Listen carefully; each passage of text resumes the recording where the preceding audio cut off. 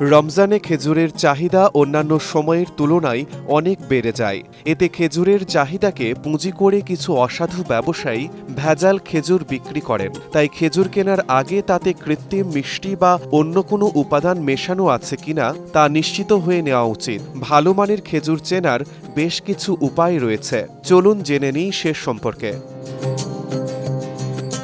ভালো মানের খেজুরের চামড়া সাধারণত একটু কুচকানো হয়, তবে শক্ত নয়। আবার উপরের চামড়াও বেশি নরম হয় না, তবে চকচকে ও উজ্জ্বল হয়। আর যদি খেজুরের গায়ে দানাদার কিছু কিংবা তেল বা পাউডার জাতীয় কিছুর উপস্থিতি দেখা যায়, তাহলে বুঝতে হবে সেটি ভেজাল, মানহীন কিংবা নিম্নমানের খেজুর।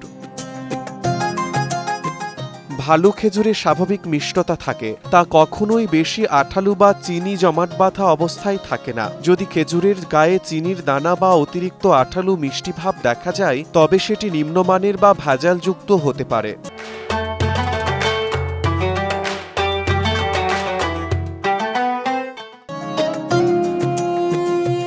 ভালো খেজুর চেনার আরও এক কৌশল হল পিঁপড়া ও মাছির উপস্থিতি লক্ষ্য করা। যদি দেখেন খেজুরের সামনে মাছি ও পিঁপড়া ভিড় করছে, তার মানে সেটি ভালো খেজুর নয়। ভালো খেজুর কেনার সময় খেয়াল করুন খেজুরের বোটা আছে কিনা। বোটা না থাকলে খেজুরে পিঁপড়া বা পোকামাকড় থাকার আশঙ্কা বেশি থাকে।